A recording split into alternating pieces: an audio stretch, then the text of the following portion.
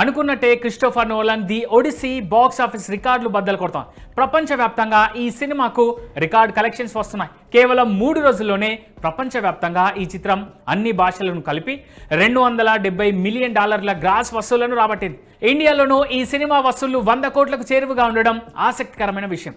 వీకెండ్లోనే కాదు, వీక్ డేస్లోనూ ఈ సినిమా థియేటర్లు హౌస్ఫుల్ అవుతున్నాయి.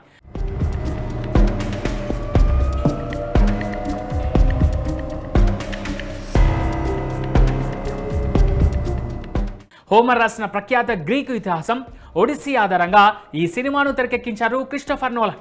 Mat Damon, Tom Holland, Anne Hathaway, Robert Pattinson, Charlize Theron, Zendaya, Lupita Nyong'o తదితరులు ప్రధాన పాత్రలు పోషించారు.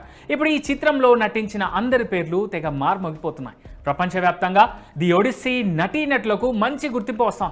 తాజాగా ఈ బ్లాక్ బస్టర్ సినిమాకు సంబంధించి ఒక ఆసక్తికర విషయం వెలుగులోకి వచ్చింది. అదేంటంటే, మన తెలుగు ఆడియన్స్కు బాగా ఇష్టమైన ఓ హీరోకు ది ఒడిస్సీ సినిమాలో నటించే అవకాశం వచ్చిందట. అది కూడా ఓ పవర్ఫుల్ పాత్రలు. అయితే వివిధ కారణాలతో ఈ లక్కీ ఛాన్స్ను మిస్ చేసుకున్నారట ఆ సౌత్ ఇండియన్ స్టార్ హీరో. ఆయన ఎవరో కాదు, ఆయన పేరే ధనుష్.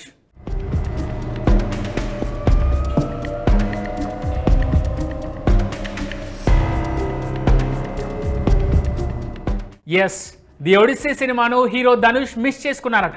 ది గ్రేట్ మ్యాన్ చిత్రంలో ధనుష్ నటనను చూసి దర్శకుడు క్రిస్టోఫర్ నోలన్ తన ది ఒడిస్సీ సినిమా కోసం ధనుష్ను సంప్రదించారట.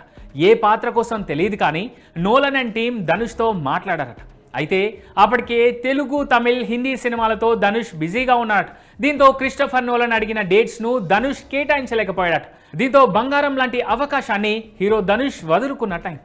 ఇందులో ఎంత నిజముందో తెలియదు కానీ ప్రస్తుతం ఈ విషయం కాస్త నెట్టింట తెగ వైరల్ అవుతుంది.